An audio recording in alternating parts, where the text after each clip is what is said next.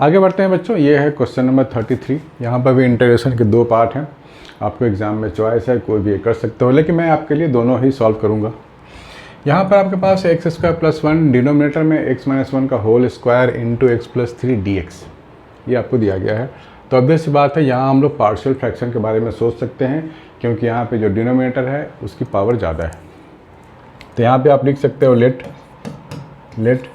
X square plus 1 upon x minus 1 का whole square x plus 3।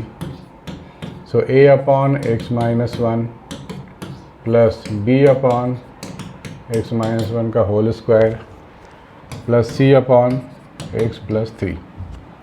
ठीक है ना। पार्शियल फ्रैक्शन के अकॉर्डिंग हम लोग we can do like this. इस पूरे टर्म को उठा के आप इधर ले जाओ। So a into x minus 1 into x plus 3 plus b into x plus 3।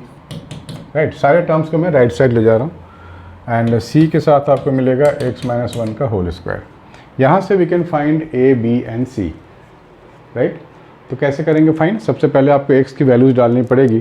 तो मान लो x की वैल्यू है 1, तो ये a गायब हो गया और c भी गायब हो गया। आपने x की वैल्यू 1 डाल दिया बोथ द साइड्स, तो आपको क्या मिलेगा? यहाँ भी 1 डाल दो, ये 2 हो गया। a और c गायब हो गया और ये मिल जाएगा आपका 4b। तो b की वैल्यू हो गई हाफ, b आपको मिल गया, इसकी वैल्यू हो गई हाफ। चलो साइड में लिख लेते हैं, b की वैल्यू हाफ।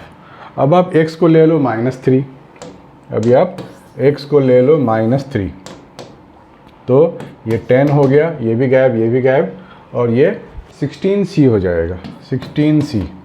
तो c की वैल्यू हो जाएगी 5/8। c की वैल्यू क्या हो गई? 5/8।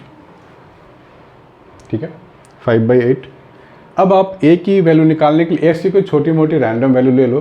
चलो 0 ले लेते हैं, x की वैल्यू 0 ले लेते हैं। ठीक है, x की वैल्यू अगर 0 लेंगे तो क्या मिलेगा? 1 is equal to -3a plus 3b plus c। तो यहाँ b और c तो मुझे मालूम ही है। राइट, तो b की जगह मैं लिखूँगा 1/2, b की जगह लिखूँगा 1/2, तो ये मेरे को मिल जाएगा 3/2। c की जगह मैं लिखूँगा 5/8, ये हो गया 5/8। ठीक है ना। तो मैं क्या करूँगा, 4 से इधर भी कर दो, 4 से इधर भी कर दो, 17/8 हो गया। 1 is equal to -3a plus 17/8।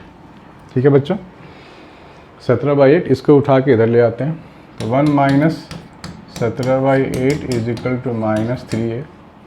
तो ये हो गया हमारे पास -9/8 is equal to -3a, minus minus गया 3/8। a की वैल्यू आ गई 3/8, a की वैल्यू आ गई 3/8।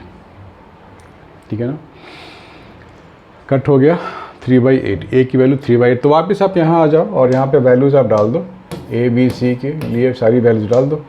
a के लिए आप डालोगे तो कितना होगा? 3/8। b के लिए आप डालोगे तो 1/2, c के लिए 5/8। ठीक है, ये हो गया। अब ये सीधा सीधा इंटीग्रेबल फंक्शन है, ये डायरेक्ट है ना, डायरेक्ट इंटीग्रेशन यहाँ पे पॉसिबल है। अब हम लोग इसको इंटीग्रेट कर देंगे, राइट, dx। तो ये 3/8 log of x minus 1, 1/2 log of x, sorry यहाँ log नहीं आएगा, सॉरी, ये तो आप 1/2 को तो एज इट इज छोड़ दो, ये हो जाएगा -1 वाला case, x minus 2 plus 1 upon -2 plus 1। यहाँ पर log हो जाएगा log of x plus 3। That's it, काम ख़त्म। ठीक है बच्चों, और प्लस c डाल देना क्योंकि यहाँ पर ये इनडेफिनिट इंटीग्रेशन है। Please make a note.